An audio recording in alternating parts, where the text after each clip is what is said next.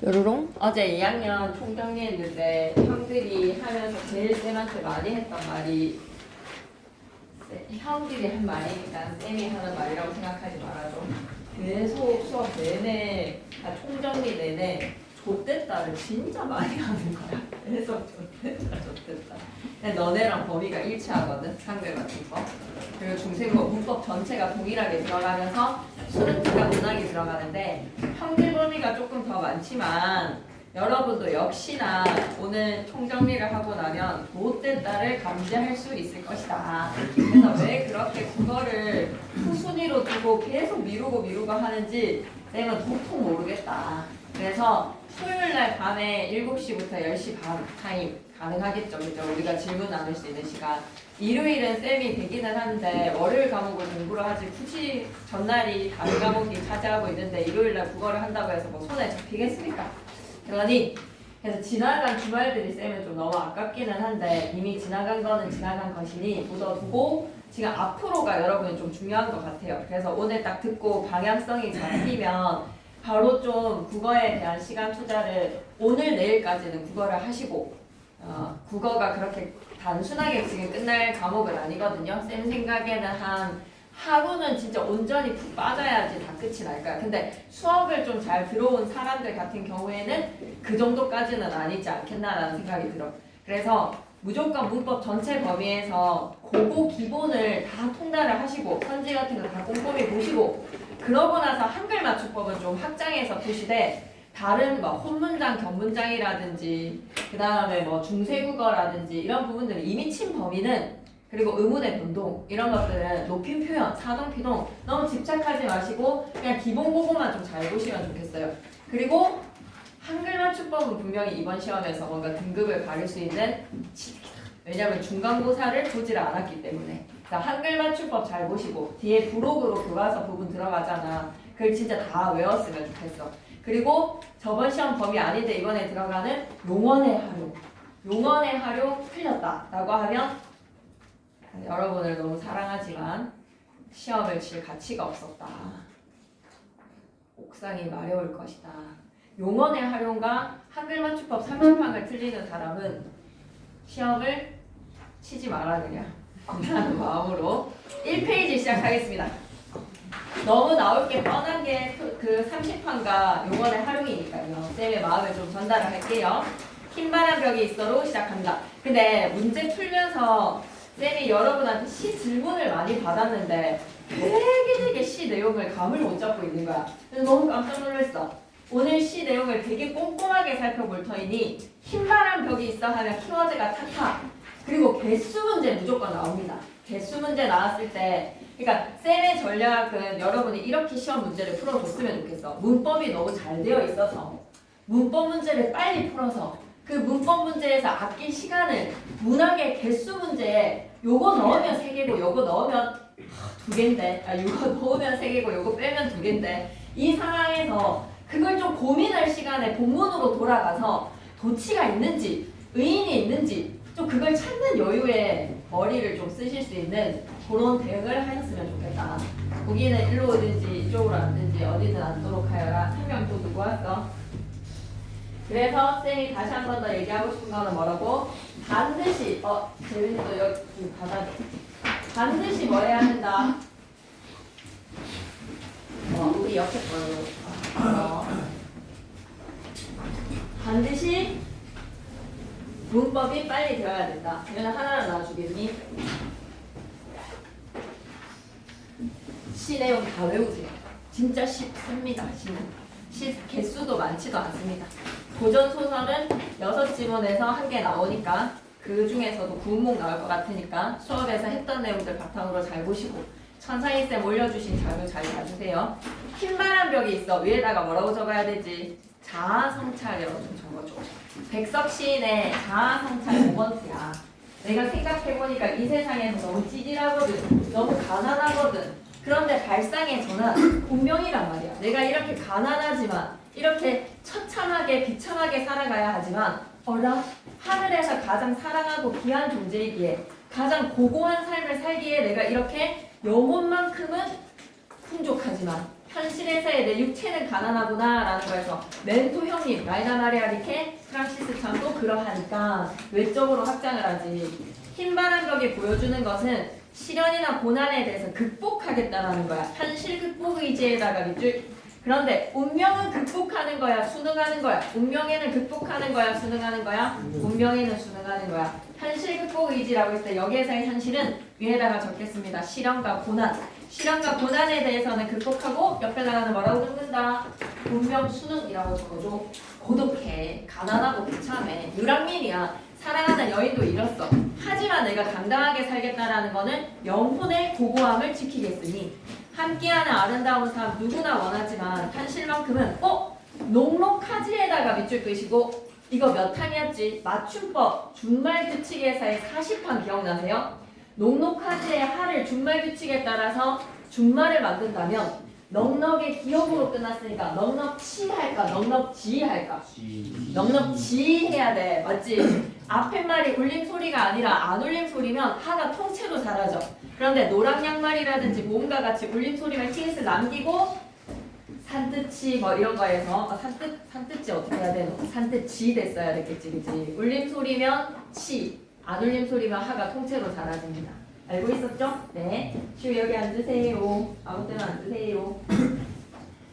자, 그래서 녹록하지 나왔으니까 잠시 멈췄어. 그러나 좌절하면 내일은 없다. 좌절에다가 X. 이 시적 하자도 좌절한다 안 한다? 안 해. 당당하게 살 거야.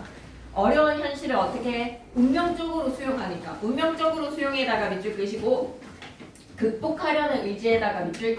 너무 중요한 키워드 나왔다. 흰바람 벽에다가 네오박스 중요 소재죠. 이 흰바람 벽이 내면을 비추는 스크린입니다. 화자의 내면을 비추는 스크린에 밑줄 끌게. 내면 성찰의 매개체에다가 밑줄.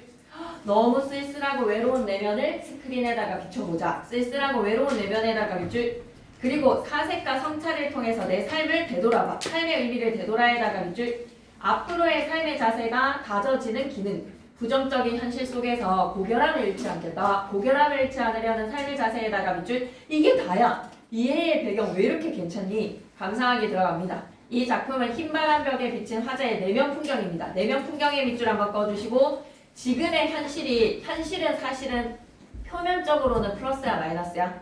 마이너스야. 현실 밑에다가 마이너스 1치라도 화자의 인식은 그런데 어떻다? 아 진짜 막 뭐 같네 말하면서 투덜거리는 시적 화자야? 아니야. 긍정적 인식에다가 밑줄. 처지 극복의 의지적 삶의 태도야. 오늘 저녁 이 좁다란 방에 저녁에다가 동그라미 구체적 시간적 배경 좁다란 방이라는 거에서 가난한 처지의 공간적 배경 흰 바람벽에 어쩐지 내 내면에 쓸쓸한 것이 오고 갑니다. 간다에다가 밑줄 끄시고 현재 시제를 통해서 생동감 있게 화자의 내면을 드러냅시다. 쓸쓸하다라는 화자의 정서 직접 제시 당연하죠. 이 흰 바람벽에 희미한 등불도 역시 15촉 전등이야. 가난이네요. 15촉 전등 밑에다가는 가난 불빛이 지쳤습니다. 지치운 불빛을 내어던지고 지치운 불빛에서 감정이입이다라고 하면 뭐 틀린 말은 아닌 것 같은데 이거는 역시나 누구를 따라가야 되겠다. 선생님의 설명을 좀 따라가는 게 맞지 않겠나. 지치운 불빛을 내어던지고 때끌은 때가 끼었다 때가 빼었다라는 낡은 무명 샤즈 밑에다가도 뭐다? 가난. 어두운 그림자를 씌이고 지친 모습에다가 밑줄 희미한 15촉 전등에 지치운 불빛, 때가 베인 낡은 무명 샤츠, 어두운 그림자를 쉰다. 이러한 묘사는요, 화자의 지친 모습이 형상화되네요. 그리고 또 달디 따끈한 감주, 달디단 따끈한 감주에다가는 가로로 묶으시고 향토적이라고 적으셔도 됩니다. 감주가 어머니가 아들을 위해서 만드는 모주라고도 하는 막걸리인데 좀 달달한 막걸리 같은 그런 계열의 한약재를 넣은 우리 전통의 술이거든요. 그 달디단 따끈한 감주 한 잔이 앵겨. 한 잔 먹고 싶다라는 생각에 가지가지 외로운 생각이 깨이고 있다는 거. 외로운 생각에다가 밑줄 끄시고 잠시만 넘기지 말아봐봐. 흰 바람벽에 화자의 쓸쓸한 내면이 비춰지는데 오늘 밤 한 잔 가고 싶은 거야. 그래서 날디난 따끈한 감주 한 잔에 쓸쓸한 생각을 다 털어내고 싶은 화자의 오늘의 상황 마이너스입니다. 센티멘탈한 밤이에요. 지친 화자의 마음이 느껴지는데요. 그런데 에라가 세모 시상의 전환을 위한 접속어가 사용되었네 라고 하면 이런 부분을 찾아줘. 아니 선지에서 망설이지 말고 그냥 본문으로 돌아와. 그런 데에다가 이것은 또 어인일인가? 뭔가 내 쓸쓸한 마음이 비추던 화면의 스크린에서 가난한 늙은 어머니가 떠오릅니다. 늘 가난한 늙은 어머니 그리움의 대상에다가 밑줄. 내 가난한 늙은 어머니 한 번 더 말하는 이유 반복과 그리움의 강조. 이 그렇게 10% 둥둥하니 추운 날에 사용된 표현기법 물어보면 10% 둥둥하니 추운 날에다가 밑줄 끄시고 추운 날은 촉각적 이미지인데 마치 배, 무 같은 10% 둥둥한 푸른색의 이미지를 통해서 정말 춥다 그지? 파란색의 이미지가 너무 추워. 그래서 추운 날의 촉각을 시각화시켰다. 공감각적 이미지. 차디찬 물에 손을 담그고 계시는 어머니의 고생하는 삶. 가난하고 힘든 어머니의 삶에다가 밑줄 무랑 배추를 씻고 있어. 그러면서 떠오르는 그리움의 대상 두 번째. 사랑하는 사람이야. 내 사랑하는 사람에다가 밑줄 이루어지지 못한 사랑이요. 어느 먼 앞대 조용한 개포가의 나지막한 집에서 그의 지아비와 이미 남편이 있어. 마주 앉아서 대국국을 끓여놓고 저녁을 먹는 그 장면이 떠오른다는 거에서 난 사랑을 지키지 못했네. 벌써 어린 것에 사랑스러운 자식도 생겨서 옆에 끼고 저녁을 먹는데 네가 사는 그 집 내가 있어야 하는 곳인데 흰바람 벽에 비친 그리운 사랑 어머니와 이루어지지 못한 사랑을 떠올려 봅니다. 그런데 또 한 번 더 전환. 이지막하여서 어느 사이인가 또 한 번 더 전환을 하자.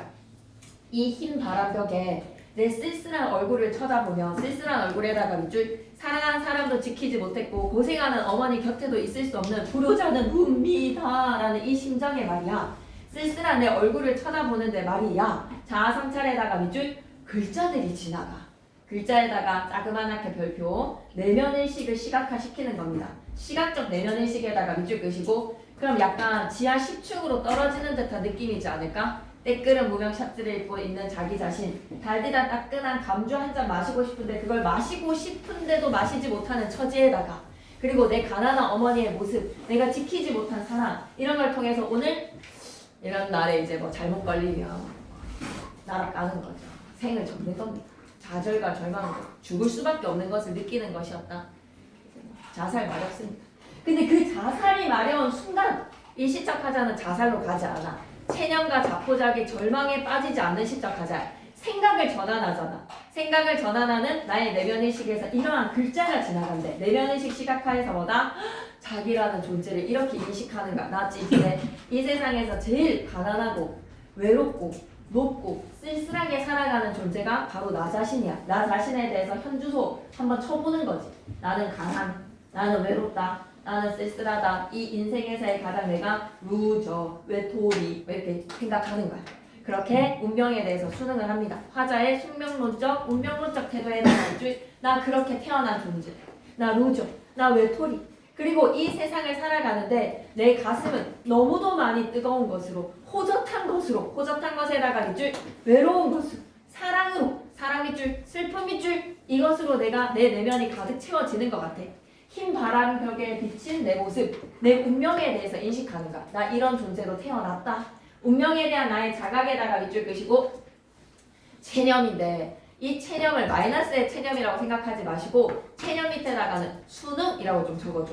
수용하는 것이고 받아들이는 거야. 수긍하는 것이야. 수능 좋다. 수긍 좋다. 수능이랑 수긍이라고 적자. 체념이라는 것이 자포자기의 절망에 아이씨 될 대로 되라 이런 체념이 아니라 내가 그런 존재로 태어났지라는 운명에 대한 수능감, 운명의 자기 자신의 모습에 대한 수긍, 수용입니다. 그리고 이번에는 또다시 글자 나를 위로하듯이 나를 울력하듯이 위로에다가 밑줄 울력에다가 밑줄 울력은 뭐야? 고무시키는 거야.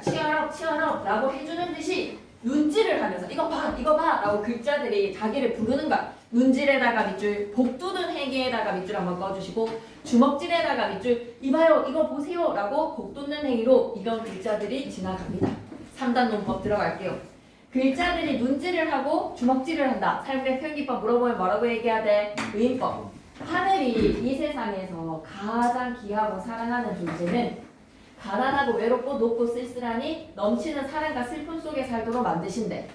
그런데 가난하고 외롭고 쓸쓸하고 슬픔과 사랑 속에 살도록 만든 존재가 누구였지? 이진이. 그 다음 쪽으로 넘어가봐. 가난하고 외롭고 쓸쓸한 삶에 대해서 운명으로 받아들이고 나니 하늘이 가장 귀하게 여기는 존재, 하늘이 가장 아끼는 존재들이 이렇게 살더라.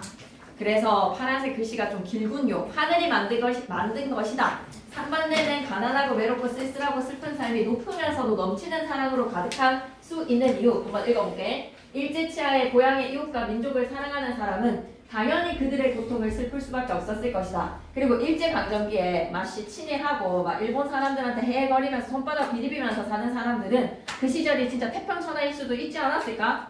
하지만 바르고 고결한 삶을 지향하는 사람들은 정말 괴로운 시기가 일제강점기였을 거야. 그래서 화자는 이 부분에서 가난하지만 내가 양심만큼은 지켰다라는 거에 대한 자부심이 있지 않을까? 고결한 삶에 대한 자부심이 있지 않을까? 그래서 자신의 가난함을 긍정적으로 수용하는 거야. 내 영혼만큼은 깨끗하다고.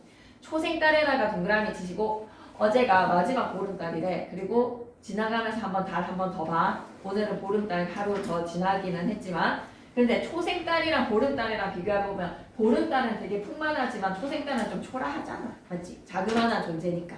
초생달에다가 동그라미, 가구짓꽃 동그라미, 짝새, 당나귀도 동그라미 적어봐. 이 존재들이 그러하다라는 것은 나랑 똑같다라는 거지. 하찮아 보이지만 이 존재들은 고결하다라는 거야. 그래서 사용된 표현기법 열거에다가 밑줄 끄시고 화자와 동일시에다가 밑줄 끄시고 동질감을 느끼는 인물들에다가 밑줄 멘토 형님, 프랑시스 잼 형님, 그리고 도연명 형님, 라이나 마리아 리케의 멘토 형님들이 이렇게 살아가시니 나 또한 이 삶에 대한 고결함을 긍정적으로 받아들인다. 긍정적 수용에다가 밑줄, 고결한 삶의 의지에다가 밑줄, 자기 합리화라고 생각하지 마시고 자기의 위안과 자신의 영혼을 지키고자 하는 하자의 의지를 받아주시죠. 예상적에다가 밑줄 끄시고 가난한 어머니와 사랑하는 사람을 떠올려 봅니다. 회고적에다가 밑줄 고결함을 잃지 않으려는 삶의 자세 밑줄 한번 꺼주고 특징 첫 번째 고향을 떠난 화자가 자신의 외롭고 쓸쓸한 마음을 흰바람벽에 투사를 하는 거야. 흰바람벽에 투사에다가 밑줄 과거의 추억에다가 밑줄 끄시고 현재 상황 극복이다. 흰바람벽에 투영된 화자의 내면 풍경을 통해서 내면 풍경에다가 밑줄 현실은 긍정적으로 인식하고 자신의 처지를 극복하고자 하는 의지를 보여준다. 다양한 감각적 이미지 밑줄 끄시고 공간의 이동에다가 밑줄 끄시고 화자의 내면 풍경과 삶에 대한 성찰을 형성합니다. 이거 되게 좋다. 별표 치자. 의식의 흐름에다가 밑줄 내 마음속에 떠오르는 생각. 오늘 너무 지쳤어. 때끓은 무명 샷즈를 입은 시적하자. 지치운 불빛 15쪽 전등에서 딸기던 따끈한 감주 한 잔 생각나는데 라고 하는 순간 그리움의 대상들 둘이 떠오르고 그러면서 내 존재에 대해서 나 진짜 누전의 외톨이네 라고 생각하는 순간 내 가장 고결한 삶을 지향하고자 하는 하자의 의지까지 생각나는 대로 짓거리고 있는 의식의 흐름 기법. 시상전개 너무 좋은데요. 의식의 흐름 기법. 감각적 이미지에다가 밑줄 시퍼러 둥둥하니 추운 날이라는 공감각적뿐만 아니라 화자의 내면이 감각적 이미지로 형성화되었습니다. 그리고 운율의 형성은 유사한 문장구조 반복에다가 밑줄 열거법이라든지 반복되는 문장구조 그리고 내가 사랑하는 어머니라는 걸로 두 번 얘기하는 건 무조건 운율 형성이야. 그래서 흰바람 벽이 맞출 수 있겠어? 그러면 기출 주고 쌤이 흰바람 벽에 포함해서 현대시 작품들 조금 더 준비해놨거든? 꼭 그거 풀어줬으면 좋겠는데 기출에서는 고고에 있는 현대시가 많이 없어. 그래서 쌤이 주는 자료만큼 한 번 더 풀어보셨으면 좋겠습니다. 넘어갈게요. 길입니다. 길 위에다가도 뭐라고 써봐야 되지? 자아성찰. 화자가 길에서 자아를 잃어버렸어. 어디로 가야 하죠? 아저씨? 라는 거에서 내 방향성을 상실했지만 힘들어도 끝까지 걸어가겠다. 밑줄 끄다. 힘들어도 끝까지 걸어가겠다. 에다가 밑줄 끄시고 get에다가 별표 하나 쳐줘. 이런 get은 하자의 의지적 태도야. 참된 나를 찾겠다. 윤동주 시인 24살의 청년이 일제강점기에서 개명, 참시 개명하면서 일본에서 유학 가고 있는 그 자신의 모습에 대해서 무기력한 자신에 대한 반성이야. 나 왜 이렇게 살지? 나라에 우리 민족이 이렇게 힘겨운데 나 왜 이렇게 공부를 하고 있는 거지? 무기력한 지식인으로서의 자신을 그러니까 참된 자신을 찾고 싶은 거야. 참된 자신. 무기력한 하자의 자신이 아닌 참된 자신. 이 시는 길의 상징적 의미를 부여하여 어려움이 닥쳤을 때 어떻게 해야 할지 방향성을 상실한 거야. 밑줄자. 어려움이 닥쳤을 때 어떻게 해야 할지에다가 밑줄 그시고 띄어쓰기가 틀렸다. 어떻게 해야 할지에서의 지가 띄었으면 돼 안 돼? 어떻게 해야 할지에서의 지가 띄어써져있면 이건 의존명사야. 하지만 의존명사의 지는 시간의 경과를 나타낼 때만 의존명사야. 하지만 시간의 경과가 아니라 어떻게 해야 할지 그럼 띄어쓰기 붙이자. 어떻게 해야 할지 붙이면서 하가 어간 리을지가 어미입니다. 리을지가 어미 붙여야 됩니다. 그죠? 보여줍니다. 우리가 걷고 있는 길은 편안하지만은 않다. 인생의 길이죠. 김고생할 편안하지만은 않습니다. 그죠? 그런데 1학년 마지막 시험을 나는 진짜 뭔가를 다 걸어보고 12월 내내 놀아도 되잖아. 시험 끝나고 나면 한 31일까지 진짜 막 엄청 싸움이 막 그냥 겨울학기 시작하기 전까지 이렇게 내내 놀아도 되잖아. 그러니까 진짜 좀 최선을 다해봐봐. 돌도 있고 오르막도 있고 내리막도 있는 게 인생이지. 돌에다가 동그라미, 오르막에다가 동그라미, 내리막에다가 동그라미, 이러한 시간들이 있지. 뜨거운 태양도 있고 눈도 있을 거야. 그렇다면 걸음을 멈춘다면 얻을 수 있는 것은 하나도 없어. 장애물을 이겨내고 걸어갈 때만 정상의 풍경도 바다도 들판도 만날 수 있는 거야. 장애물을 이겨내고 걸어갈 때만에다가 밑줄 포기하지 마. 김청구만 졸업해도 인생에서 진짜 많은 거를 이루어낸 거야. 이 시는 본질적 자아를 되찾고자 하는 의지야. 이거 하나 못 견디겠어. 이 중간고사, 기말고사 2번이나 다 쳤고 이제 마지막이잖아. 본질적 자아를 되찾고자 하는 의지. 3번 말이야. 본질적 자아를 되찾고자 하는 의지 밑줄. 지금의 기말고사 기간이 어둡고 슬플 수도 있습니다. 외로울 수도 있고 컨디션도 안 좋겠죠. 근데 여러분의 자아를 탐색하는 장애물이 존재하지만 계속 keep going 밑줄이자 계속 길을 걷는다에다가 밑줄 그 끝없는 길을 걷는 것이 지금 고통스럽지. 그러니까 막 릴스만 막 쇼츠만 보고 싶지. 자신이 살아가는 이유가 이 나 자신의 참된 자아를 찾는 것이다. 밑줄이자 자신이 살아가는 이유에다가 밑줄 참된 나 찾기라고 생각해줘. 이해의 배경으로 가자. 1941년이야. 2차 전쟁이라 막 일본이 막 극악에 달했을 때 일제강점기의 고통이 극악이었다. 이제 희망도 사라진 거야. 1910년에 나라 뺏기고 30년 지나가고 있으면 이제는 영원히 광복은 없다라고 생각했을 거야. 식민지 조선에서 가치관의 혼란을 겪으며 고통스럽게 살아가던 젊은이 윤동주를 생각해봐봐. 고뇌와 아픔, 상실과 모색이야. 민족의식을 지닌 지식인으로서 작가가 자신이 찾아야 할 가치와 삶을 찾기 위해서 길에 나섰어.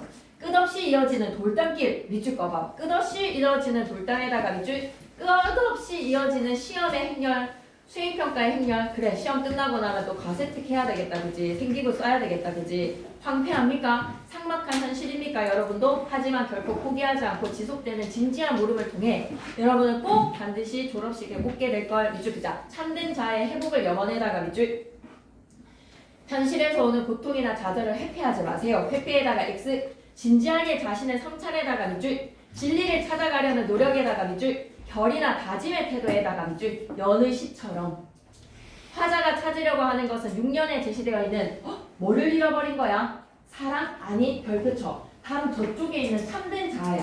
의지적이고 되게 멋진 나 내가 생각해도 내 자랑스러운 나 막 피파를 갖다가 막 3시간을 막 갈겨가지고 나왔을 때 막 PC방에서 마음이 막 뿌듯하나 막 나 진짜 사랑받는 나 너무 멋있다 막 엄마 아빠의 자랑스러운 아들 이런 마음 들지 않잖아. 근데 막 스카에서 막 겁나 공부를 하고 딱 나왔을 때 내 자신에서의 그 느린 도파민의 맛 그런 나를 찾겠다는 거야. 시적 하자는 돌담으로 인해서 돌담 너머의 세계를 볼 수가 없어.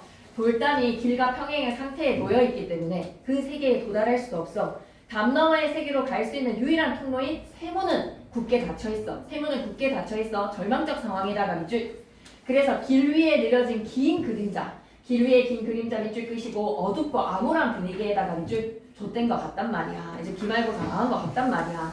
그러나 시적 하자는 포기하지 않아. 자아 성찰에다가 밑줄 지금 쌤한테는 여러분의 4일이 진짜 중요한 것 같아. 토, 일, 월, 화 한번 달려봐봐. 자아 성찰에다가 밑줄 왜냐면 첫째 날, 둘째 날을 잘하고 나면 그 뒤에는 이제 뽐뿌가 온단 말이야. 시적 하자에게 부끄러움에다가 아이고 미안해. 자아 성찰에다가 밑줄 회복의지에다가 밑줄 그래서 오연에서 하늘은 비본질적 자아를 이끌어주는 존재야. 하늘에다가 동그라미 양심을 비춰주는 거울이란 말이야.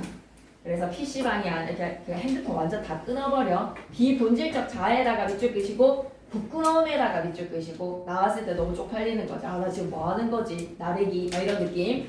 그래서 시적 하자는 푸른 폭이 없는 지금 불모의 길이야. 불모의 길에다가 밑줄 고향에 있는 친구들보다는 니네가 더 힘들게 공부하고 있는 게 맞잖아. 지금 불모의 길을 걷고 있잖아. 그치만 담 저쪽에 오는 자신 밑줄 긋자. 잃어버린 자아를 찾기 위함에다가 밑줄 이 어둡고 슬픈 현실 상황 속에서 내가 사는 곳은 물결 표시 갈까? 잃어버린 나를 찾기 위한 것에다가 물결 표시 원래 나머져야.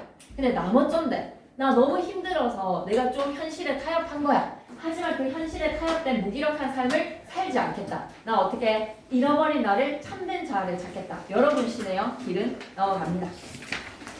잃어버렸습니다에다가 밑줄 그시고 뭐를 잃어버렸는지 목적어가 생략됐지. 대상을 숨김으로써 관심 유발에다가 밑줄 그 대상은 목적어 생략이죠.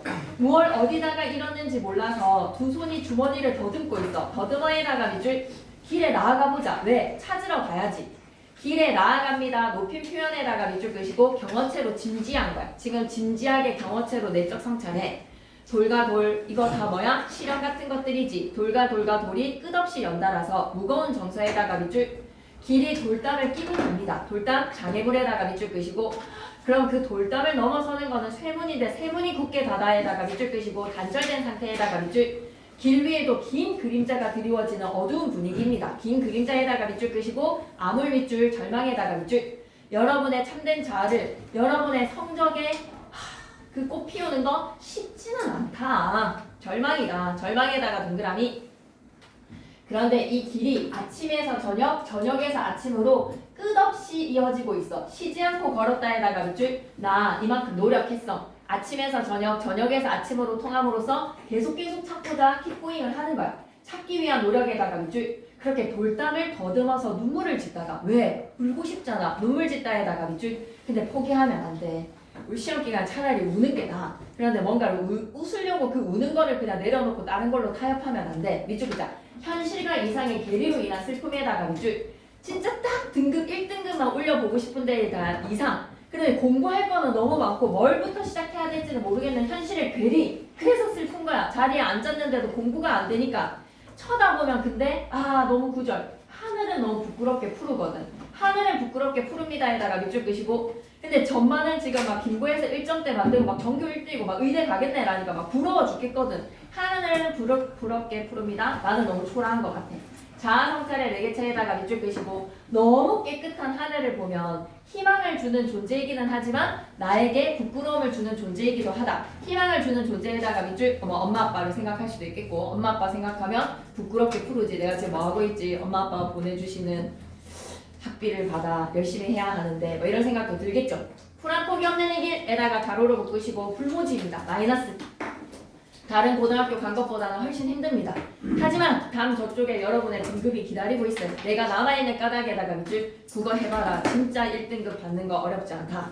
그래서 여기에서의 나는 참된 자아, 본질적 자아. 그럼 내가 사는 것은 내가 오늘 열심히 지금 펜대를 잡고 여러분이 집중하려고 하는 것은 뭐 하기 위해서 지금 있는 순간이야? 밑줄 그자. 잃은 것을 찾는 까닭에다가 밑줄 계속 걸어가서 여러분도 한번 성취를 맛보세요. 알았죠? 꾹 참고 성취를 맛보세요. 넘어갑니다. 본질적 자아. 여러분의 진짜 성적을 한번 찾아봐봐. 내가 지금까지 중간기말 중간에서 진짜 최선을 다했는지 한번 생각해보고 그러지 못하고 순간순간에 대해서 타협했던 게 있다라고 하면 이번에는 진짜 다르게 한번 사이를 보내봐봐. 그러면 그게 진짜 내 성적이라고 얘기할 수 있잖아. 본질적 자아 회복에다가 밑줄 진짜 나를 찾아봐봐. 이상적 자아에다가 밑줄 김구에서 내가 얼마만큼 할 수 있는지 한번 해봐봐. 탐색과 결의로 자아 회복을 위한 진정한 노력이 준비되어 있어야 될 시점이야. 진짜 한번 해봐봐.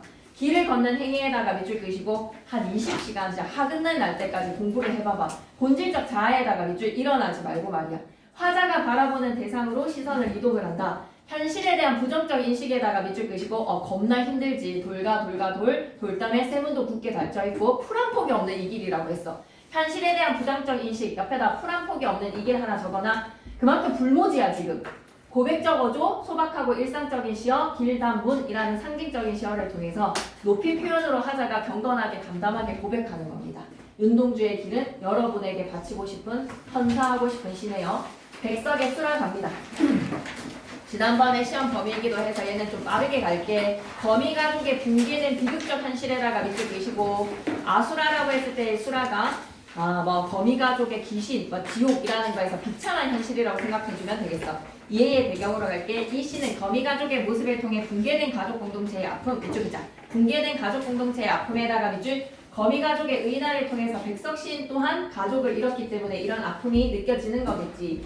거미 새끼 한 마리가 처음 등장했어. 방바닥에 내려오자 하자는 그냥 무심히 쓸어버렸거든. 무심히에다가 밑줄.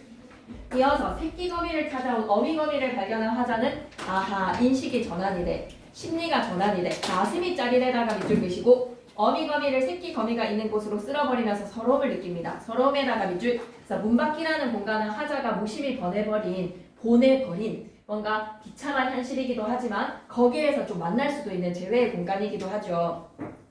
그러고 나서 화자는 작은 새끼 거미가 왔어. 어미 거미가 없어진 곳으로 오는 것을 보고 가슴이 메이는 듯해요. 가슴이 메이는 듯에다가 밑줄 거미 가족이 다시 만나기를 바라면서 작은 새끼 거미도 문 밖으로 쓸어버립니다. 이처럼 화자는 거미를 밖으로 버리는 행위를 3번 반복하거든요. 밑줄이자 거미를 밖으로 버리는 행위 반복에다가 밑줄 3번. 정서 변화에다가 밑줄 변화가 가장 중요한 축제 요소다. 처음에 무심에다가 밑줄 점차 연민과 슬픔의 정서로 심화에다가 밑줄 창작된 시기는 일제강점기 거미가족이 일제강점기로 해체된 우리 민족 공동체라고 생각해줘. 밑줄 글자 일제강점기로 해체된 우리 민족의 가족 공동체에다가 밑줄 거미가족의 의난을 통해서 가족 공동체마저 파괴되었던 일제강점기는 어떤 상황? 아수라 같은 상황인가? 아수라와 같은 상황에다가 밑줄 우리 민족의 아픔을 돌려서 거미가족에 빗대어 표현했지 우리 민족의 아픔을 우회적에다가 밑줄 그럼 이 속에서는 뭘 얘기하는 거야? 시 만나기나 했으면이라고 하면 공동체적인 삶의 회복에 대한 소망에다가 밑줄 본문 내용 들어갈게. 거미 새끼 하나 방바닥에 날인 것을 나는 아무 생각 없이 문 밖으로 쓸어버린다.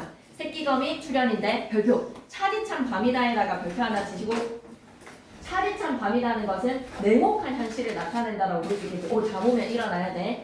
일어서서 들어. 냉혹한 현실에다가 밑줄 그시고 그런데 계절적 배경이라고 하기에는 그냥 차가운 밤이다. 가을에도 차가운 밤이 있을 수 있잖아요. 그죠? 봄도 차가운 밤일 수 있잖아요. 차디찬 밤이다라는 걸 통해서 겨울이라고 확신을 하기에는 나머지에는 겨울이라는 단서도 없거든요. 그래서 화자는 무심하게 쓸어버립니다. 어느샌가 새끼거미 쓸려나간 곳에 큰 거미가 등장했네요. 가슴이 짜릿해다가 밑줄, 죄책감에다가 밑줄. 나는 또 큰 거미를 문 밖으로 버리면서 찬바퀴라도 새끼 있는 대로 가라고 서러워합니다. 서러워한다에다가 밑줄 끄시고 무심함에서 서러움과 연민으로 전환이 되었어. 9페이지 계속 가볼까? 이렇게 해서 알이 쓰라린 가슴이 썩기도 전에 어디서 독살할 만한 바지 게임 듯한 발이 채 서지도 못한 밑에다가는 외양묘사라고 적어줘. 진짜 연약한 존재의 거미를 외양을 묘사했지. 무척 작은 새끼 거미가 이번에는 큰 거미 없어진 곳으로 와서 아물거리면서 찾고 있잖아. 나는 가슴이 메이는 듯해. 내 손으로 오르기라고 하라고 나는 손을 내어 밀지만 분명히 울고불고 할 이 작은 것은 나를 무서이 달아나 버리며 나를 서럽게 하네. 나를 서럽게 한다에다가 밑줄. 나는 이 작은 것을 고이 보드라운 종이에 받아서 문 밖으로 버리며 문 밖은 밑줄 긋고 가자. 춥고 위험한 일제강점기의 냉혹한 현실이지만 가족을 만날 수 있는 곳이 문 밖입니다. 이것이 엄마와 누나나 형이 가까이 이것에 걱정을 하며 있다가 시 만나기나 했으면 좋으련만 가족 공동체 회복을 희망합니다. 밑줄 긋자. 가족 공동체 회복에다가 밑줄 슬퍼한다. 내려와서 주제 보시고 특징 잘 보세요. 삶의 경험에다가 밑줄 화자도 역시 사랑하는 사람과 헤어진 거야. 화자도 역시 사랑하는 가족과 헤어진 거야. 삶의 경험을 바탕으로 화자가 지향하는 바를 드러내고 대상 의인화에다가 밑줄 끄시고 그 의인화를 통해서 안타까움과 서러움과 연민이 점층적에다가 밑줄 그래서 3번의 반복되는 행위가 반복과 변용에다가 밑줄 끄시고 동일한 어미의 반복도 그리고 거미 새끼가 오고 가는 버리는 행위도 반복됩니다. 그래서 시간의 흐름에다가 밑줄 끄시고 거미 가족에게 연민을 느끼는 것은 심리적 일체감에다가 밑줄 무심함에서 서러움에서 슬픔으로 화자의 행위와 화자의 정서가 교차하면서 긴밀하게 결합되고 짜릿, 서러워한다, 메이는 듯하다, 슬퍼한다로 변주 촉각적 신상에다가 밑줄 차디찬 밤, 비극성 부각에다가 밑줄 현재형 어미를 사용해서 시적 상황을 생생하게 제시한다. 1년이한 3년에 따라 행의 수가 늘어나는 구조. 와씨 이거 점층적이라는 거에서 딱 좋지. 밑줄 긋자. 행의 수가 늘어나는 구조에다가 밑줄 정서 심화인 거야. 행의 수를 늘리면서 정서를 심화시켰다. 전문가의 삽을 싣고 위에다가 노동자 애환이라고 적어놓으시고 플러스 체념적이라고 합니다. 노동자 애환 플러스 체념적. 희망이 없어. 돌아갈 뿐이야. 산업화 사회의 사회 노동자로 산다는 거 밑줄이다. 가난한 노동자의 삶의 기회에다가 밑줄. 일을 마치고 집으로 가는 길에 삽을 씻는 강물을 바라보면서 느끼는 노동자의 삶에는 뭐가 느껴진다? 그냥 삽을 씻을 뿐이고 먹을 것 없는 마을로 돌아갈 뿐이라는 거에서 밑줄 긋자. 좌절감과 비애에다가 밑줄 불평도 품지 않아. 그러나 물이 흐르고 달이 뜨고 흘러가는 것처럼 밑줄 긋자. 반복되는 절망적 삶에다가 밑줄 현실로 받아들일 수밖에에다가 밑줄 끄시고 수라는 의조명사의 밖에라는 조사이기 때문에 붙여 쓰는 것이고요. 현실로 받아들일 수밖에에다가 밑줄 한번 꺼주시면서 여러분이 생각하셔야 되는 거는 뭐겠어요? 받아들일 수밖에 없다는 거에서 체념입니다. 체념적에다가 밑줄 이건 이 시적 하자 시작하자 나가 얘기하는 게 아니야. 그냥 이 노동자를 관찰을 하는데 이 사람이 뭔가 바꾸자라고 하는 개혁의 의지는 느껴지지 않아. 그렇게 그냥 사는 거야. 하루에 고된 노동을 마치고 자신의 돌아보는 노동자구나. 미안하다. 시 내용이 잠시 생각이 안 났네. 이쪽 볼게. 고된 노동을 마치고 자신의 삶을 돌아보는 화자에다가 밑줄 그시고 노동을 마친 화자에다가 밑줄 그시고 삽을 씻으며에다가 밑줄 그시고 삽으로 상징되는 노동자의 삶이죠. 거기에 슬픔도 씻어내고 싶어. 슬픔을 씻어내고에다가 밑줄. 오늘 진짜 인간 이하의 취급을 공장에서 당했거든. 노동자로서. 그래서 슬픔을 삽을 씻으면서 씻어낸다. 화자는 해질녘의 강. 해질녘의 강에다가 밑줄 하강적 이미지지. 날이 저물어 갑니다. 저물어 밑에다가는 하강적이지. 무기력과 비애감을 느끼는데 그러나 화자는 색강 썩은 물에 달이 떠서 비치는 것을 바라보며 색강 썩은 물에다가 밑줄. 이건 환경보호단체의 시라고는 좀 얘기할 순 없어. 근데 산업화의 환경오염이 제시됐다라고 하면 맞지만 환경보호단체가 이렇게 썩은 물을 통해서 환경이 오염되고 있는 산업화의 현실에 대해서 환경 문제를 얘기하려고 하는 시는 아니야. 암담에다가 밑줄. 고단한 일상에다가 밑줄. 근데 이게 내가 사는 삶이야. 그래서 뭐다? 현실로 수용에다가 밑줄. 그냥 가난한 사람들이 있는 마을로 돌아갈 뿐이잖아. 그래서 여러분이 아셔야 되는 것은 이 산업화의 현실에 대한 비판적 인식에다가 밑줄 끄시고 받아들이는 겁니다. 들어갑니다. 흐르는 것이 물뿐이랴라는 것은 물뿐만이 아니다. 설이 우리가 저 강물과도 같아서 강변에 나가서 삽을 씻자. 삽에다가 별표, 노동자의 표상, 생계의 수단에다가 밑줄. 슬픔도 퍼다 버리고 싶어. 노동자가 느끼는 비애에다가 밑줄. 일이 끝나서 저물어가는 마이너스의 하강적 이미지지. 스스로 깊어가는 강에서 깊어가는 거는 무엇도 깊어간다. 슬픔과 고통도 깊어간다. 고통과 슬픔이 깊어지는 곳에다가 밑줄. 이 구절 너무 좋지 않니? 쭈그려 앉아서 담배나 피우고 있는 거. 체념적에다가 밑줄, 소극적에다가 밑줄. 진짜 좀 비참하네. 쪼그려 앉아서 담배 이렇게 피우고 있는 거. 무기력에다가 밑줄. 돌아갈 뿐이다. 뿐에다가 방금 뽕 찍으시고 조사입니까? 의조명사입니까? 돌아갈 뿐이다에서의 뿐은 조사입니까? 의조명사입니까? 의조명사입니다. 이어쓰기. 돌아갈 뿐. 아무것도 못하고 그냥 돌아갈 뿐. 무기력에다가 밑줄 그시고 할 줄 아는 게 없어. 할 수 있는 거는 돌아갈 뿐. 삽자루에 맡긴 한 생애에다가 밑줄. 노동자의 삶에다가 밑줄. 저물고 저물어 간다라는 것은 희망이 있어 없다. 희망 없는 삶에다가 밑줄 그시고 색강 바닥 썩은 물에서 오염된 강에다가 밑줄. 거기에도 달이 뜬다는 건 또 반복되는 삶이야. 반복적 삶에다가 밑줄. 우리도 저 강물과 같아서 흐르는 물에 삽을 씻잖아? 그럼 다시 어두워진 먹을 것 없는 사람들의 마을로 돌아갈 뿐이야. 먹을 것 없는 사람들의 마을에다가 밑줄. 돌아가야 한다에다가 밑줄. 자, 고단한 현실을 수용하는 체념적 태도입니다. 앞에 고자가 빠졌죠? 적으면서 갈게요. 고단한 현실을 수용하는 체념적 태도. 결연한 의지 있습니까? 극복하고자 하는 노력이 있습니까? 없습니다. 결연한 의지라든지 극복하고자 하는 하자의 긍정적 태도 없습니다. 정리하게 한번 가볼게요. 회고적에다가 밑줄 끄시고 체념적에다가 밑줄. 고단한 삶의 비애를 주로 얘기하고 있어. 구체적인 삶의 경험을 자연물인 강과 달의 이미지로 흘러간다. 강과 달의 이미지에다가 밑줄. 오늘도 또 다른 뜨네. 시간의 흐름에다가 밑줄 끄시고 내면의 변화에다가 밑줄. 공간의 이동이라고 한다면 이거이지 않을까? 강에서 이제 마을로 돌아간다라는 것인데 좀 구체적이지는 않아서 이거는 공간의 이동을 좀 세모를 치겠습니다. 강에 나와서 시작하자가 삽을 씻으면서 하자가 담담한 어조로 독백하는 삶의 성찰이라서 독백에다가 밑줄, 담담한 목소리에다가 밑줄. 우리도 저와 같아서라는 대상과의 거리를 강조한다. 우리도 저와 같아서. 서리적인 표현에다가 밑줄, 자신과 동일시.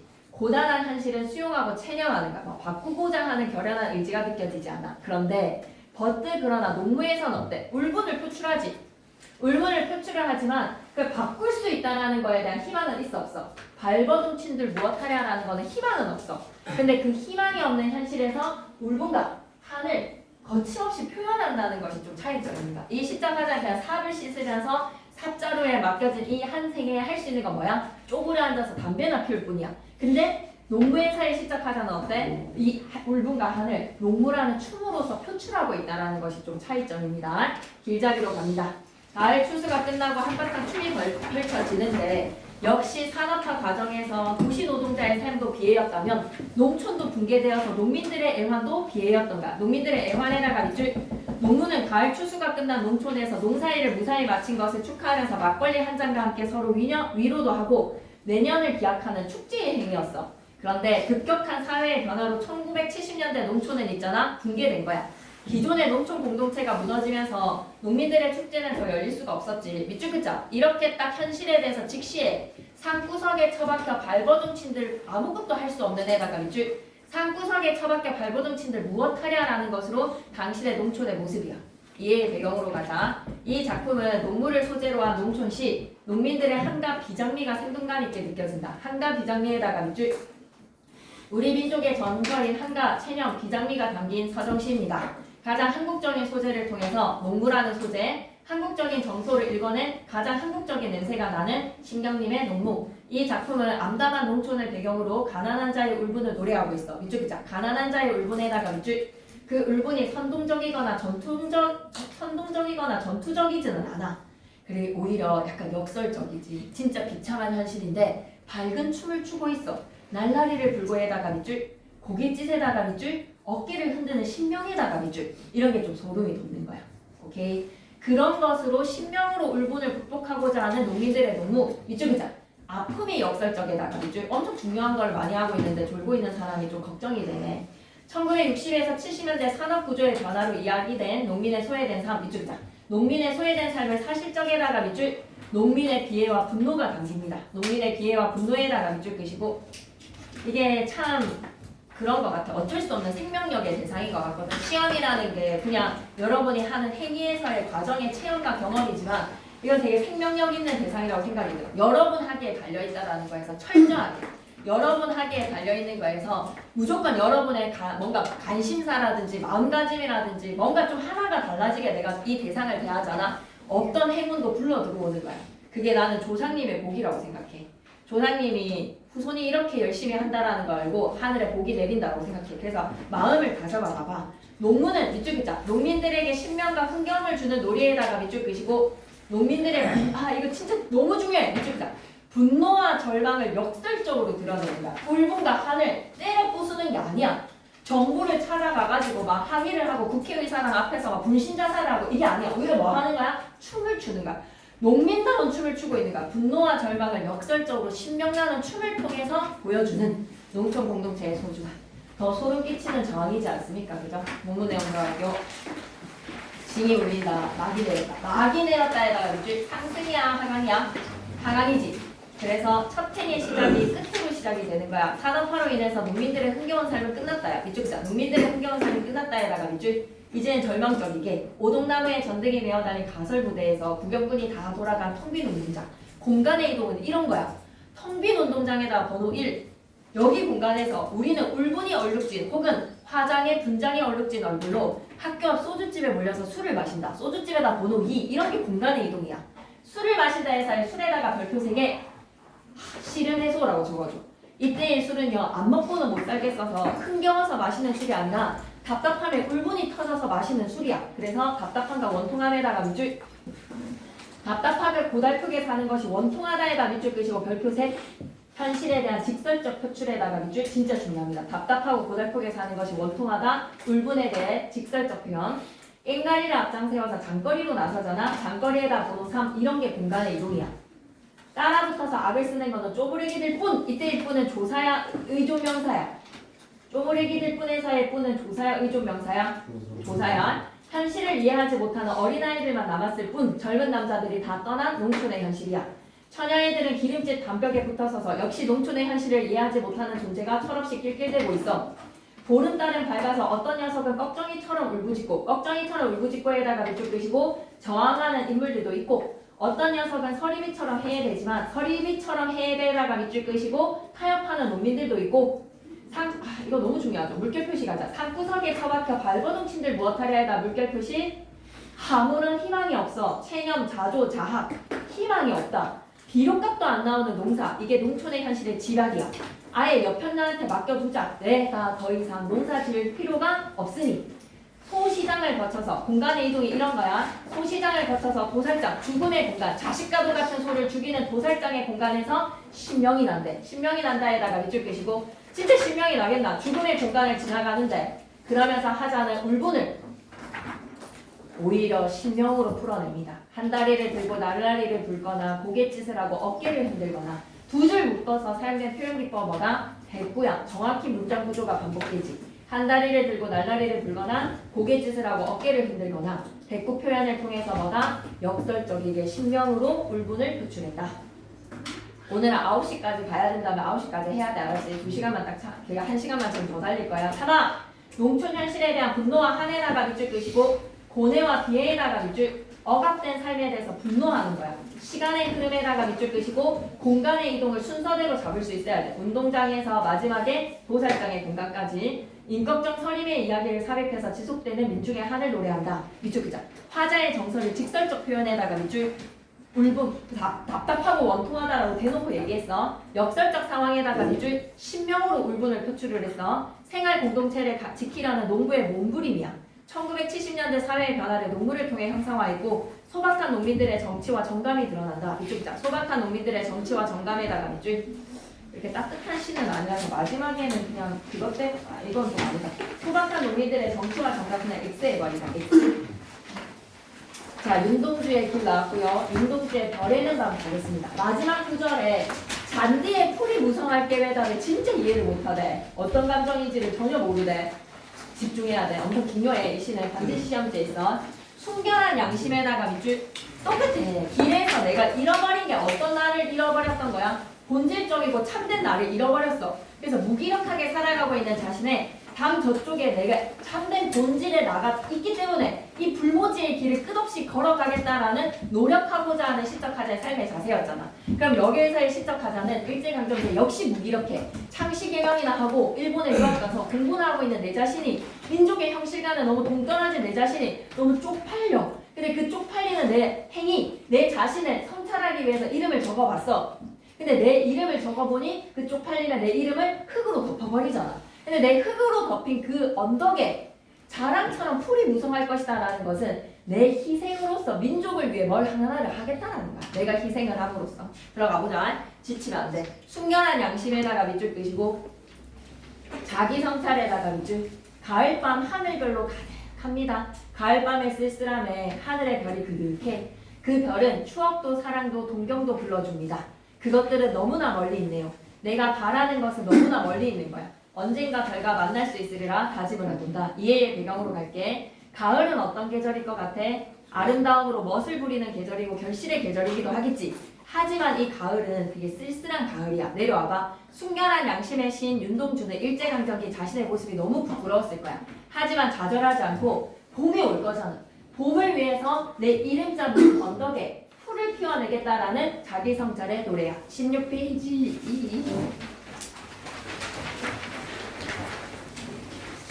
시상 전개. 별을 보는 시적하자가 별에 대해서 상념에 빠집니다. 별에다가 동그라미 치시고 그래서 그리움의 대상들을 떠올려 보지요. 현재의 삶에 대한 부끄러움과 그리고 미래에 대한 희망은 이제 자랑스럽게 자신의 이름에서 풀이 무성할 것이다. 아름다움에다가 밑줄 그시고 순수한 동경에다가 밑줄. 순수한 동경의 대상. 별에다가 동그라미 추억을 환기시켜주지. 화자가 별을 바라보면서 그리움의 대상들을 떠올려봐. 밑줄 끌게. 가족, 친구, 이웃, 동물, 시인을 그리워하는 대상에다가 밑줄.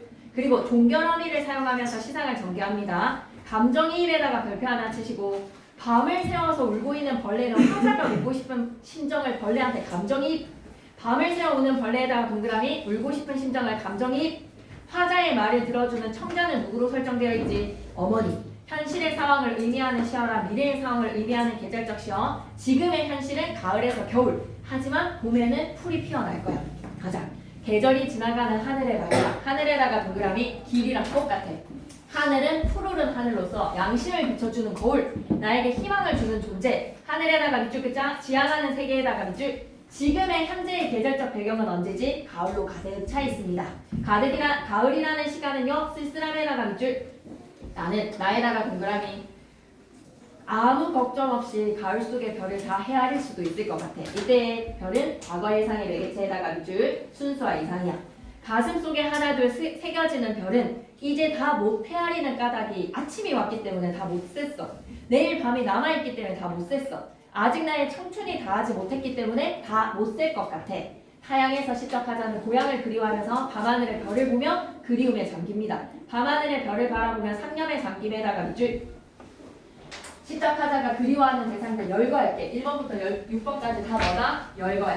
별 하나의 추억, 별 하나의 사랑, 별 하나의 쓸쓸함, 별 하나의 동경, 별 하나의 시, 별 하나의 어머니까지. 반복과 열거에다가 밑줄 그리움의 감정이 고조되고 있어. 그러면서 다음형 어머니에다 크게 별표 하나 치시고 산문적 진술이야. 줄글의 형식이야. 호흡이 바뀌어. 나는 별 하나의 아름다운 말 한마디씩 붙여봅니다.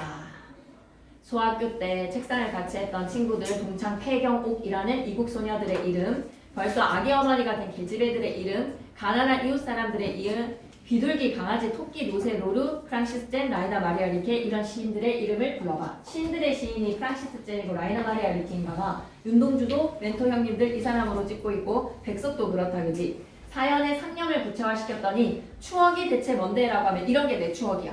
쓸쓸함과 동경과 그리움의 대상들이 이런 것들이래. 이래들이 말이야. 밑줄 자 너무나 멀리에다가 밑줄 그리움의 대상들은 너무 별이 아스라에 멀듯이 멀어. 어머니 그리고 당신은 멀리 북한도에 계시잖아요.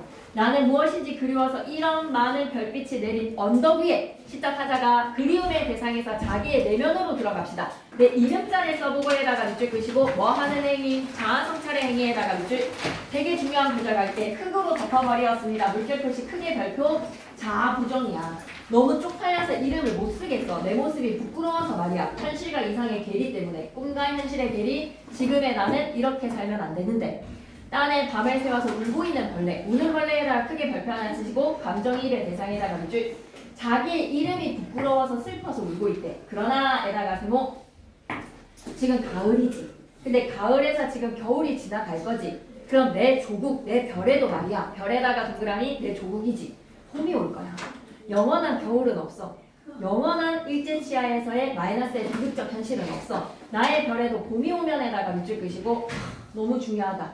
봄이라는 희망의 광복의 시간이 온다면 반드시 하나 이뤄낼 것은 뭐야? 무덤 위에 파란 잔디가 피어나듯이 무덤이라는 죽음의 희생 위에 죽음 희생에다가 밑줄 파란 잔디라는 생명에다가 밑줄 무덤에서는 파란 잔디가 피어날 거지. 그것처럼 똑같이 내 이름자가 묻힌 언덕에 나 자신을 죽음으로 희생하겠대. 희생의 속죄양에다가 밑줄 풀이라는 광복의 희망도 뿜어질 것이라는 것. 무덤에 풀이 무성한 것처럼 내 이름자 붙인 언덕에 반드시 풀이 무성할 것이다 라는 것은 우리 조국에는 반드시 무엇이 올 것이다. 봄이 온다라는 확신이다. 반드시 우리 조국은 희망을 찾을 것이다 라는 윤동주의 미래지향적 생각을 꼭 기억했으면 좋겠어. 좌절과 절망이 아니라 반드시 뭐가 올 것이다. 봄이 올 것이다. 해상, 사색, 관성, 성찰, 고백, 의지 다 끄덕이지. 그래서 과거에 대한 추억과 자기 성찰. 가을에서 겨울로 갑니다. 가을에서 겨울에서 봄의 계절 변화에다가 밑줄 끄시고 과거의 그리움, 지금 현재는 이거 너무 좋지 않아? 과거는 그리움의 대상을 떠올려보고 현재는 내가 너무 내 자신이 쪽팔려. 현재를 반성해보고 미래는 풀이 무성할 것이다 라는 희망으로 산문적 믿음에다가 밑줄 끄시고 몇 년이지 운율의 변화야. 감정이입은 벌레한테 서술형의 뭐뭐입니다 라는 경어체가 동일한 문장 구조의 반복으로 운율을 형성하고 있어. 별과 같이 아름답고 빛나는 가치를 동경할 뿐 실현하지는 못하는 자신이 너무 부끄럽다. 어머니에게 이야기하는 듯한 다마체의 형식, 다마체 형식에다가 밑줄, 애틋한 서정에다가 밑줄 할 수 있어. 알았지? 좀만 더 힘내. 한 그리움이 다른 그리움에게 위에다가는 연대라는 말을 좀 적어봐. 연대. 우리 같이 가자 이 길을. 한 그리움이 다른 그리움에게 가연티가 김보 92개에게 내가 너희에게 하고 싶은 이야기.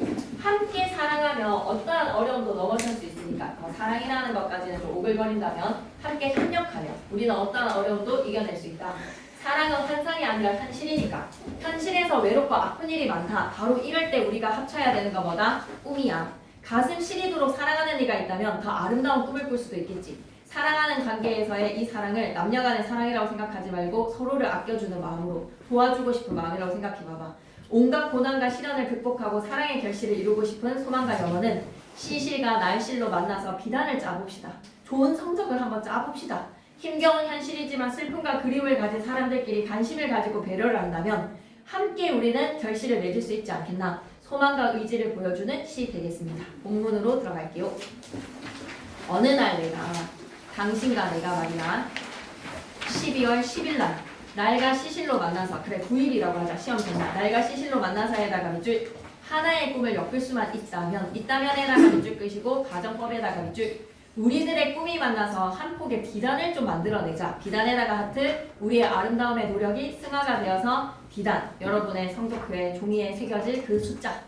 나는 기다리리, 도치법입니다. 추운 길목에서 도치, 오랜 침묵과 외로움 끝에 한 슬픔이 다른 슬픔에게 손을 주고 손에다가 하트 표시, 한 그리움이 다른 그리움에게 그윽한 눈으로 사랑으로 들여다볼 때 그윽한 눈에다가 하트, 어느 겨울인들 우리들의 사랑을 춥게 하겠습니까? 라는 거는 우리 춥지 않아. 어려움을 극복할 수 있다에다가 밑줄.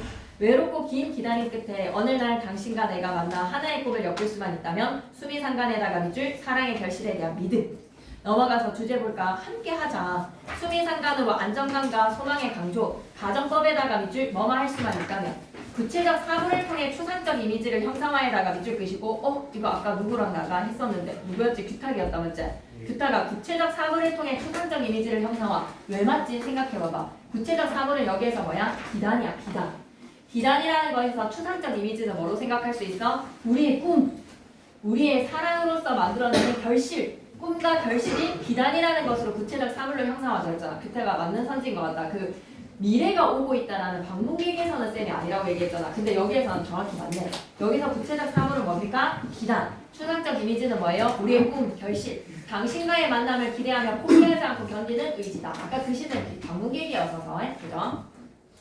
하자의 상황은 당신과 멀어 떨어져 있지만 당신과 하나의 꿈을 이루고 싶다. 나와 당신, 당신과 내가 아름다운 사랑으로 승화가 되자. 추운 길목 현실이 마이너스야. 오랜 침묵과 외로움, 겨울과 외롭고 긴 기다림은 마이너스의 현실이야.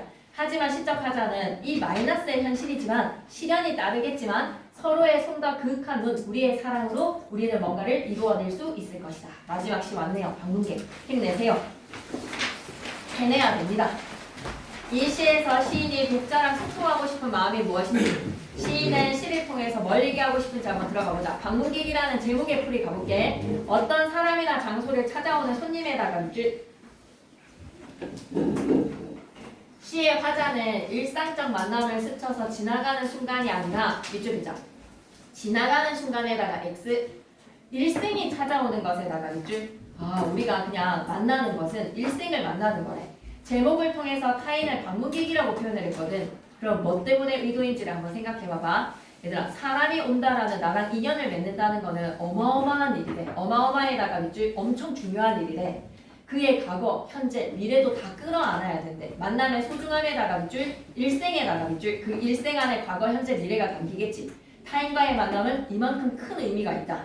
부서지기도 쉬운, 그래서 부서지기도 했을 마음이 오는 것이야. 그 갈피를 아마 바람은 더듬어 볼 수 있을 마음. 내 마음이 그런 바람을 흉내낸다면 필경 환대가 될 텐데. 그러면 시적 하자는 타인과의 만남에서 어떠한 자세를 갖추자. 엄청나게 중요성을 인식하고 온 마음을 다하라. 바람직한 자세에 환대를 주라. 만남의 의미를 새롭게 인식합시다. 뭐뭐이다, 때문이다, 때문이다라는 종결의 어미의 반복은 하자의 생각을 덤덤하게 진술을 하더라. 넘어가시고 11페이지. 자, 만난다라는 것은 어마어마해. 과거, 현재, 미래, 일생이 오는 것.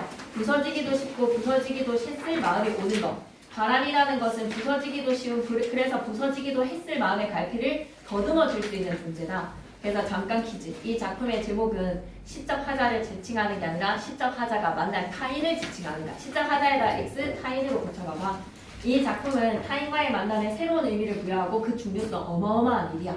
이 작가는 타인과의 만남이 사람이 오는 것이다 라고 표현을 했어. 딩동댕. 그래서 나머지는 여러분이 한번 봐주시고 12페이지에 9켤레 구두로 남은 사례는 꼭 반드시 정독을 하셔야 됩니다. 쌤이 너무 같이 읽고 싶지만 같이 읽었다가는 여러분이 너무 지쳐버릴 것 같아서 안 읽는 게 아니라 못 읽는 것이다. 그래서 꼭 반드시 이것까지 정독을 좀 해주시기를 바라는 바이웨고, 그 다음 장 넘어가셔서 33페이지부터는 할 이야기들이 있어. 33페이지를 봐봐봐.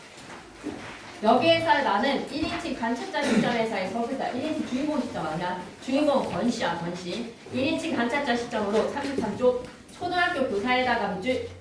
약간 중산층이지. 권씨에게 방학하는 새를 주고 권씨와 같이 가난하고 소외된 이웃의 삶을 외면하지 못하면서도 자신의 안락한 삶을 또 유지하고 싶어. 이쪽이자 가난하고 소외된 이웃의 삶을 외면하지 못하면서도 자신의 안락한 삶도 유지하고 싶어하는 이중성에다가 밑줄. 그러면서 권씨에 대해서 점차적으로 관심을 보이게 되고 연민의 태도에다가 밑줄. 그러면서 자신의 삶도 반성하게 되죠. 반성적 태도도 밑줄. 1970년대 산업화 시대의 지식인으로서의 책임감과 소시민의 허위의식을 날카롭게 드러낸다. 밑줄 긋자. 책임감과 허위의식에다가 밑줄.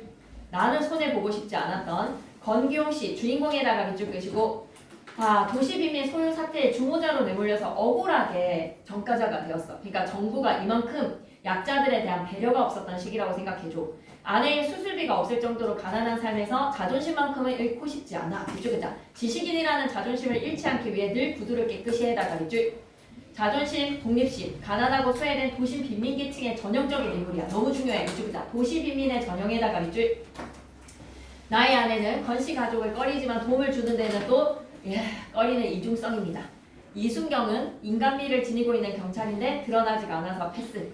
인물의 전형이라는 거에서 건씨랑 나. 산업화의 여파로 인해서 소외되고 병든 변두리 인생의 전형적 인물. 밑줄 긋자. 소외되고 병든 변두리 인생에다가 밑줄, 건씨에다가 동그라미. 산업화 시대에 소외된 계층에 전형하면 권씨가 나와야 돼. 권씨와 같은 소외되고 가난한 인간에 대한 연민, 어린 간씨 외에는 아무것도 보여줄 수 없는 전형적 인물로 나가 설정되어 있다. 나는 약간 소시민이라고 생각하시면 됩니다. 소시민.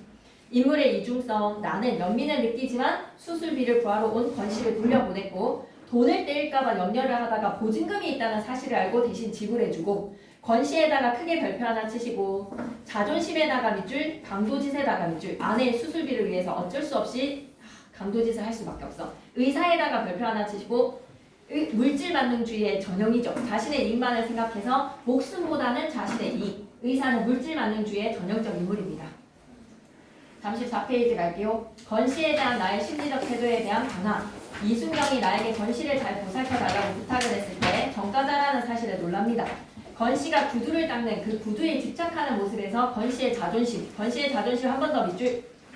권씨가 어떻게 해서 전과자가 되었는지를 알고 나서는 가슴 아파해. 그런데 수술비를 빌리러 왔지만 거절을 하는 이중적 모습이야. 이중적 모습에다가 밑줄. 그래서 나의 집에 강도짓을 하러 왔을 때는 연민을 느끼고 권씨가 가출하여서 돌아오지 않았을 때 권씨의 자존심에 상처를 주게 된 것을 반성을 한다. 자, 내적 갈등은 무슨 갈등이지? 돈을 빌려줄 것인지 고민에다가 밑줄 가야 돼. 돈을 빌려줄까 말까라는 고민에다가 밑줄. 개인과 개인 사이에서의 갈등은 권씨랑 나의 갈등, 의사와 권씨와의 갈등, 그리고 강도와 나의 갈등. 개인과 사회와의 갈등에서는 권씨가 억울하게 전과자로 몰린 것에 권씨가 겪는 사회와의 갈등을 생각하면 돼. 권씨와 사회와의 갈등을 생각하시면 되겠습니다. 됐나요? 여기까지.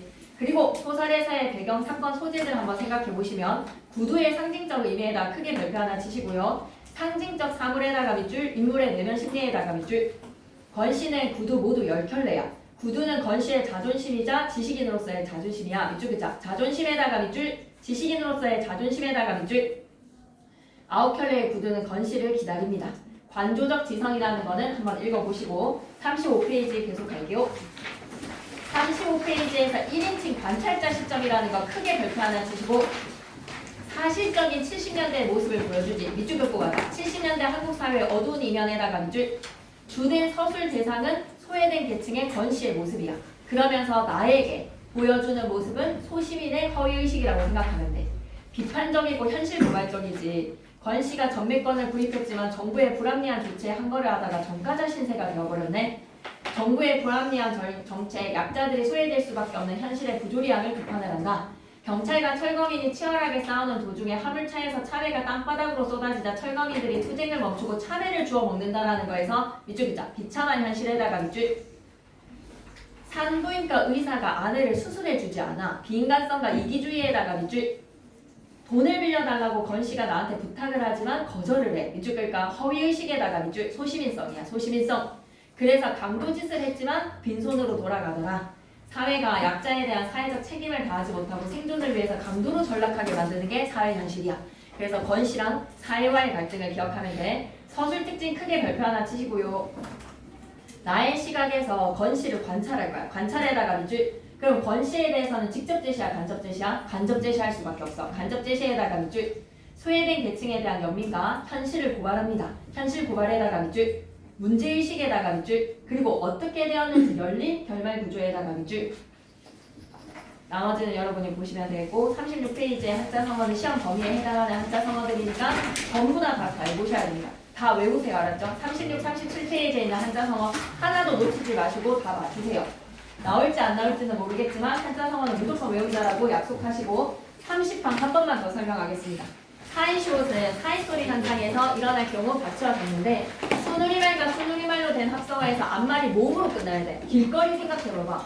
길거리랑 논뚝은 길거리하고 된소리로 발음이 났는데 왜 된소리 되기가 아니지? 사이소리 현상이야. 길이라는 명사와 거리라는 명사, 길거리를 24방부터 27항의 된소리 대기 어디에다 넣을 거야? 24항은 그드브 뒤에 그드브 쓰지야. 24항은 용언의 어간 뒤에 용언의 어간 니은 미음 뒤에 그드 쓰지야. 25항은 어간이 잠금 단수다를 하고 나서 리을이 남는 애들 뭐 봤다라든지 할다라든지 이런 애들이야. 26항은 한자어 리을 뒤에 드 쓰지야. 27항은 관형사용어미 리을 뒤에 그드브 쓰지야. 이거 어디에도 해당하는데 길거리는 그러면 28항의 사이소리 연사, 길거리, 논뚝 이런 애들은 합성명사야. 길이라는 어근에, 거리라는 어근의 합성명사인데 뒤에가 된소리로 발음이 나. 그런데 사이시옷을 받쳐 적을 수 없는 이유는 뭐다? 앞에 말이 장으로 끝나니까 모음으로 끝나지 않아서 사이시옷을 받쳐 적지 못했을 뿐 사이소리 현상이야. 된소리 되기가 아니야. 그러면 어근과 어근의 합성명사에서 앞에 말이 모음으로 끝나는데 뒷말의 첫 소리가 된소리로 발음이 나면 사이시옷을 받쳐 적는다. 쌤이 진하게 셀 조각이라고 되어 있는 거는 30항에는 안 들어가 있지만 여러분의 기본 고고에는 들어가 있는 예시니까 셋 조각을 기억해야 되겠지. 앞에 말이 니은 미음으로 끝나고 뒤에 니은 소리가 하나가 더 나는 거야. 매와 나물, 맨나물, 아랫말, 뒷머리 됐나? 근데 얘들아 인사말이랑 머리말은 인사말이 아니야. 머릿말이 아니야. 인사말이고 머리말이야. 그러니까 그거를 잘 보셔야 됩니다. 그리고 모음과 모음 사이에서 니은 니은이 던다는 예시들 이거 보시면 되겠죠. 그 다음 장으로 넘어가 보시면요. 한자어가 우리의 발목을 잡네. 어근에 순우리말 하나나 한자어가 하나가 들어가 있을 때 역시 된소리거나 니은이 던다거나 니은 니은이 던다면 사이시옷을 받쳐 적어야 되니까 뭐가 한자어인지를 잘 모르겠다면 이걸 좀 숙지해 줬으면 좋겠어. 그래서 기병 머리빵에서 한자어가 어떠한 것인지를 잘 보시고 횟수에서의 수 때문에 수도 때문에 도매값 때문에 그 도매 때문에 조개국에서의 국이 조개국의 국은 순우리말 아니야? 국탕자. 조개국 좀 체크해보자. 조개국에다가 잠시 체크 좀 해놓자. 니은 미음 앞에서 니은 소리가 하나 건너는 거. 존댓말, 재산날, 훗날, 팻말로 다 괜찮지. 모음과 모음 사이에서 니은 니은이 던다는 거. 버트 그러나 한자와 한자의 결합은 절대로 사이시옷을 받쳐 적지 않아. 장미과 초점, 도수, 개수, 만둣국, 도매가격, 전세빵은 한자와 한자의 결합이기 때문에 사이시옷을 받쳐 적지 않는다. 그러면 그거 해야 돼. 6개 외워야 돼. 핵간, 곡간, 착간 6개 외워야 돼. 알았지? 그 다음 장으로 넘어가면 끝이야? 오케이. 그러면 맞춤법 프린트 하고 갈 거니까 조금만 숨 좀 돌릴게요. 근데 좀만 더 힘내야 알았죠? 한 20분 정도 걸릴 겁니다. 자, 봐봐. 국은 국탕자가 있잖아. 탕이 한자야, 탕이. 추어탕 할 때 탕자. 추어탕은 탕자가 한자이기 때문에 어디 갔지? 만둣국. 아, 여기 있네. 만둣국에서의 만두가 한자고 국은 순우리말이야. 알았지? 만둣국에다 별표 하나 치시고 얘 그럼 어디로 보내야 돼? 만둣국은? 예. 만둣국 어디로 보낼 건데? 만두라는 한자와 국이라는 순우리말이 만나서 만둣국 어디로 보내야 되는데? 30항에 1이야 2야? 30항에 만두가 한자인데 1이야? 만두 한자하고 국이 순우리말이 어디로 보내야 돼? 규현이 안 들으면 시험에 틀리겠네. 정정하는 건데 만둣국 어디로 보내야 돼? 30항에 2에 만두가 한자하고 국이 순우리말이면 30항에 2에 1로 가야지. 30항에 2에 1 맞니? 만두가 한자어야. 만두가 한자어. 국은 순우리말이야. 국에다가 x 이런 한자가 아니야. 국에다가 x하고 순우리말이라고 적으시고 조개국 틀렸겠지. 그러면 조개국. 조개라는 순우리말과 국이라는 순우리말이니까 조개국도 수정해야 돼. 조개국. 조개 살인데 조개국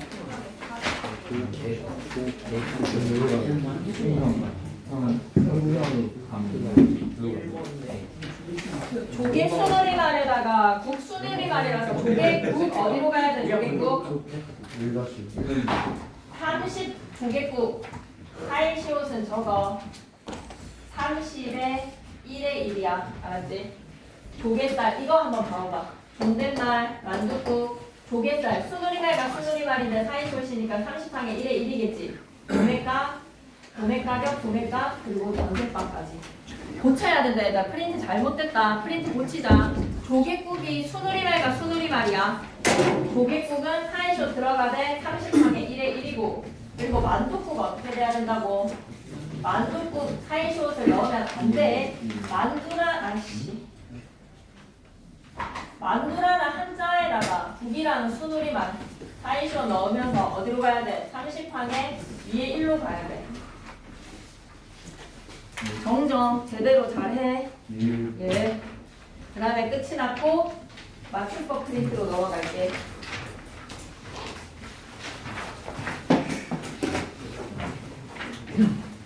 1, 2, 3, 4, 5, 6.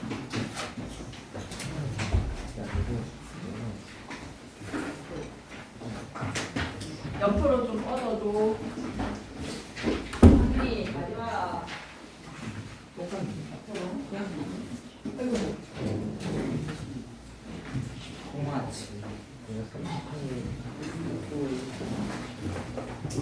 그냥 고전 소설은 구몽이 나올 것 같은데 구몽에서 김호신화에 수록되어 있는 작품 이름 다 외워야 되지 않겠니? 연남, 구주지, 치유 부력전기 다 외워야 되지 않겠니?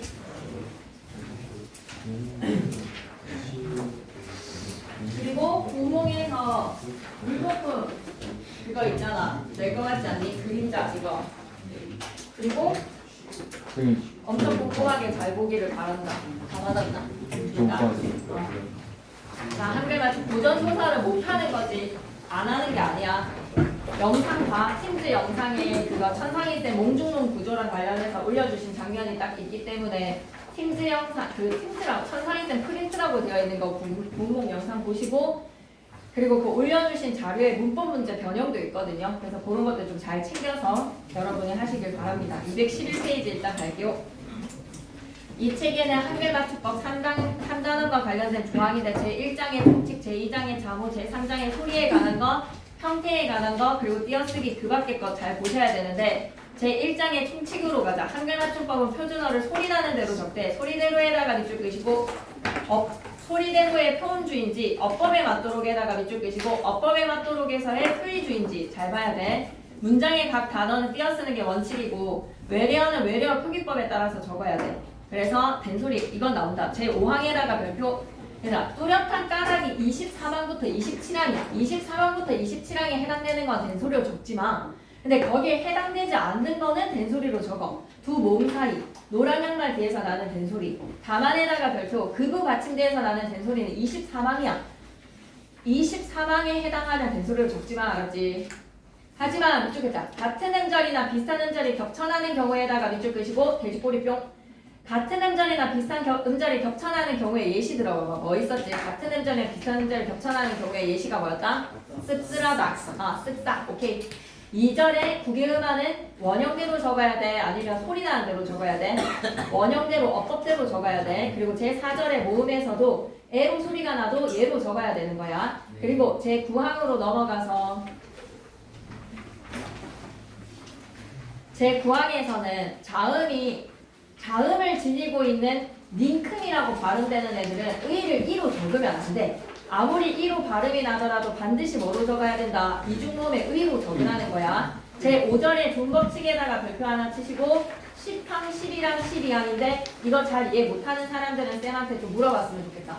10항에 여요요리가 단어 첫머리에 오게 되면 여요요리로 탈락이야. 제11항에 라려료료리가 단어 첫머리에 오게 되면 야여예요유이야. 12항에 라레루레루르가 단어 첫머리에 오게 되면 나네노네 누누가 되는 거야. 그런데 여기에서 주목해야 되는 거는 붙임 이들이었지. 접두사처럼 쓰이는 한자어가 붙으면 앞말이 통 튕겨나가기 때문에 분법칙에 따라서 적용을 하더라. 213페이지 형태에 관한 것과 어간어미에 대한 것들 여러분이 잘 보시면 되는데 붙임 1에다가 별표 하나 치시고 제4장의 형태에 관한 거에 제1장과 제2절에서 제2절의 붙임 1에다가 별표 합성어가 만들어질 때 213페이지 붙임 1 213페이지 붙임 1에 두 개의 용언이 어울릴 때 한 개의 용언이 될 적에 앞말의 본뜻이 유지되고 있는 것이라면 원형을 밝혀줬고 앞말의 본뜻과 멀어진 것이 아니라면 원형을 적어야 돼. 원형대로 어법대로 적어야 돼. 넘어지다에서의 넘다 의미 살아있지. 늘어나다에 늘다 있지. 그리고 들어가다에 들다와 가다, 접어들다에 접다와 들다지. 근데 본뜻에서 멀어지는 것은 드러나다에서는 들다의 의미가 아니야. 사라지다에서는 살다가 아니야. 쓰러지다에서는 쓸다가 아니야. 이럴 때는 소리 나는 대로 적는 거야. 문장의 종결은 하우체이기 때문에 오로 적어야 되고 문장의 연결일 때는 요로 적을 수 있어. 24항이 시험에 나올 거야. 하다나 거리다가 붙는 어근에 이가 붙어서 명사가 된 것이라면 원형을 밝혀야 돼. 이가 붙어서 명사에다가 밑줄 이가 붙는 명사 전미사에서 이는 제일 인싸 전미사이기 때문에 원형대로 적어야 돼. 깔쭉하다, 꿀꿀하다, 눈 깜짝하다, 덮어라다, 배불뚝하다, 삐쭉하다, 살살하다, 쌕쌕하다, 옥뚝하다, 코 납작하다, 푸석하다, 홀쭉하다인데 붙임으로 내려와서 하다나 거리다가 붙을 수 없는 어근이라면 뻐꾸기에다가 동그라미 이런 것들을 좀 기억했으면 좋겠어. 그래서 여러분이 헷갈릴 수 있는 거는 오뚜기가 오뚝하다도 되지만 오뚜기라는 부사 뒤에 이가 붙은 거에서도 오뚜기 예시 들어갈 수 있거든요. 그래서 오뚜기는 오뚝하다를 기억하시면 됩니다. 제24방에 기억에 오뚜기 있습니다. 24방에 오뚝하다 뿐만 아니라 오뚝이라는 어근 뒤에 이라는 접사 붙였다라고 생각해도 돼요. 214페이지 갑니다. 하다가 붙는 어근에 희나 이가 붙어서 부사가 된 경우 급하다, 꾸준하다, 도저하다, 깨끗하다, 어렴풋하다, 딱하다. 하다가 붙지 않는 경우는 소리 나는 대로. 이번에 부사지. 여기에서도 오뚜기가 들어있지. 아까 좀 전에는 하다가 붙는 어근에 이가 붙어서 명사 되었을 때 오뚜기도 되고 부사 이에서 부사가 되는 경우에 오뚜기도 된다는 거야. 30항은 이제 맡길게 알았지? 30항은 진짜 잘해주고 아까 정정한 거 잘 기억해줘. 만두가 한자고 국은 수누리말이야. 조개가 수누리말이고 국도 수누리말이라는 거 기억해놨으면 좋겠어. 그 다음에 계속 이어서 가는데 띄어쓰기야. 띄어쓰기는 무조건 문장을 주고 띄어쓰기 몇 번 했는지 물어볼 거야. 의존명사, 의존명사에서 여러분이 알아야 되는 거 뭐지? 단위성 의존명사 꼭 기억해야지. 띄어쓰는데 순서를 나타내는 경우랑 숫자랑 어울리는 경우는 붙였을 수가 있더라. 그리고 그 밖의 거에서의 내용들은 그냥 이해하면 될 것 같아요. 제6장에서의 내용은. 제54항도 그냥 그러려니 하시면 되는데 제55항에다가 별표 하나 치시고 이거는 좀 알아야지. 56항도 당연히 너무 쉬운 이야기지. 덜아랑 던이랑 든지. 그 다음에 57항에다가는 반드시 암기에다가 별표 셋. 이거 무조건 냈을 것 같아. 반드시 암기. 오늘 딱 한번 정리할 테니까 지금 하면서 외워봐봐. 얘들아, 불로 가름이라고 하는 동사가 뭐였을까? 반드시 왜 57항 무조건 시험에 나왔을 거야. 57항 때문에 이거 부록 넣으라고 봐라고 했을 것 같거든. 가름은 옆에다 가르다. 근데 가름은 동사가 뭐가 됐을까? 달다야 달다. 그다음 걸음은 푹 썩힌 걸음이겠지. 근데 걷다에다가 디귿이 리을로 바뀐 거는 불규칙 활용이야 규칙 활용이야. 걸음은 불규칙이지. 이름하여 어감 불규칙에서 디귿 불규칙이라고 부르지. 거치다는 격려하다고 걷히다는 히에다가 동그라미 걷다의 피동이야. 좀 적으면 더 잘 이해되지 않을까? 외상값을 걷다 이걸 피동으로 만들어 봐봐. 외상값이 잘 거치다라는 것으로 이때 히는 뭐다? 피동입니다. 드랑 크가 만나면 거센 소리 되게 되고 기계음화되어서 거치다라고 발음이 똑같아지죠. 걷잡다라는 것은 걷잡을 수 없는 어떻게 할 수가 없는 상태. 겉을 잡다라는 것을 어림잡다라는 뜻이야. 겉을 잡는 거에 밑에 걷잡아는 어림잡다야. 어림잡다. 할 수 있겠니? 그러므로라는 인가와 그러므로써라는 도구랑 수단이야. 그러므로써 은혜의 보다 간다. 노름은 도박이지. 노름은 놀이야. 느리다는 속도야. 아 이거 진짜 중요해. 느리다는 속도고 늘이다는 길이야 얘들아. 길이. 교복 바지는 늘이는 걸까 늘리는 걸까? 교복 바지는 늘이다지. 그러면 양은 어떻게 돼야 돼? 늘리다지. 그럼 다리미를 생각해서 옷은 다리는 거고 달다에다가 이는 요 약을 쪼리는 거야. 약을 다리다라고 하면 약을 쪼리는 거야. 이거 교과서에 있는 것까지 포함해서 시험에 나올 거야. 교과서에 있는 것을 포함해서 조리다로 나왔었지, 그지? 조리다로. 닫히다는 거는 아야아야고 닫히다는 히에다가 동그라미 피동이야. 문을 닫다, 문이 닫히다야. 근데 치가 들어왔을 때는 어때? 닫히다의 치에다가 동그라미 이건 강조야. 그래서 문이 닫히다를 이게 시험에 나올 것 같지 않나? 시험에 나올 것 같지 않나라고 했을 때 악열로 끝내는 거는 판정 의문이야, 설명 의문이야. 이거 시험에 나올 것 같지 않나라고 물어봤잖아 지금. 않나라고 물어보는 건 판정 의문이었어, 설명 의문이었어. 판정 의문이라서 악열의 미분정을 사용했을 때 중세국어에서 닫히다에서 강조이기 때문에 문이 닫히다라고 적으면 돼 안 돼? 큰일 나는 거야. 문이라는 주어가 오면 어떻게 돼야 돼? 피동형의사에 닫히다야. 그런데 닫히다는 강조 접사이기 때문에 문이가 아니라 문을 닫다. '닫다' 해서 강조라서 문을 닫히다가 돼야 돼. 시험에 나올 것 같지 않아요? '닫히다' 해서 강조라서 문을 닫히다가 돼야 돼. '닫히다' 해서 강조라서 문을 닫다. '닫히다' 해서 강조라서 문을 닫히다가 돼야 돼. 시험에 나올 것 같지 않아요? 그리고 마치다는 finish. 그리고 마히다는 정답을 마히는 거야. 시험에 나왔을 것 같아. 이때의 히는 정답을 마히다에서의 사동의 히로 아싸 맞았다 라고 하면 정답을 마힌 거야. 오케이? 정답을 맞힌 겁니다. 맞힌 거. 그리고 이거랑 구분해야 되는 거는 뭡니까? 맞추다라고 적지 마세요. 오예 3번 맞췄다. 3번 맞췄다가는 기준이 여기에 있으면 여기다 갖다 대는 거야. 입을 맞추다. 1번에 1, 2번에 2 이런 거에서 정답을 맞추어 보는 거라. 그리고 3번에 합을 맞추고 화음을 맞추는 거에서 맞추다랑 마히다랑 구분하는 문제를 한 문제 내셨을 것 같습니다.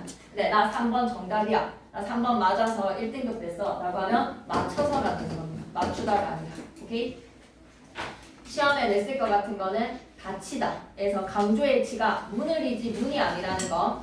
그리고 두 번째는 끝내다에서의 마치다와 마치다랑 맞추다를 구분하는 거. 그리고 목걸이에서의 퉁퉁 목이 편도가 부는 거는 걸다라는 의미가 없으니까 목걸이지. 근데 걸다라는 의미가 있으면 목걸이. 받치다는 목숨을 바치는 거고 이것도 괜찮지 않아? 우산을 받치는 거 책받침을 생각하면 되지. 책받침에서의 받치다. 근데 받히다는 히에나가 동그라미 치고 피동이야. 철수가 쇳불에 받쳤다라는 것으로 팡 받치는 거에 히야. 근데 티그세다의 받치다는 뭐야? 수를 걸러내는 거야. 받치다는. 반드시는 하다를 붙이지 않는 말이고 반드이는 하다가 붙는 말에 그렇다면 접사 이는 어법대로 적는 거야. 그 다음에 넘어가서 또 이게 나올 것 같아. 부딪히다랑 부딪히다에다가 가로로 묶어서 별표 셋. 이걸 시험에 냈을 것 같아. 서로가 캉 만나는 거는 뭐야? 우연히 부딪히다야. 그래서 내가 가만히 있는데 누가 와서 갖다 박았어. 그건 뭐야? 히가 와야 돼. 마차가 가만히 있는데 화물차가 와서 갖다 박았을 때는 부딪히다야. 근데 서로가 쾅 했을 때는 뭐가 된다고? 부딪히다야. 차이 알겠니? 서로가 우연히 부딪히다는 위에 거. 내가 가만히 있는데 그가 와서 나를 부딪히고 갔다라는 거에서는 밑에 거. 아시겠습니까? 사전에서 찾아서 용례를 더 많이 읽어보세요.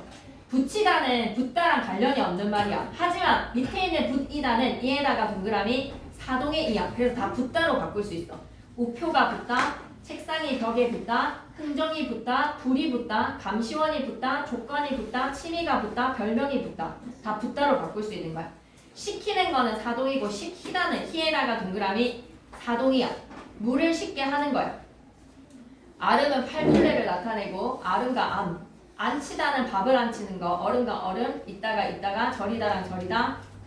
아 이거였나? 조리다랑 조리다. 학교 교과서에 뭐 하나 더 있었거든. 그래서 저리다 조리다 두 개 묶어서 교과서 내용 추가라고 적어봐봐. 교과서 내용 뭐 하나가 있었던 것 같다. 기억이 안 난다. 조림이었나?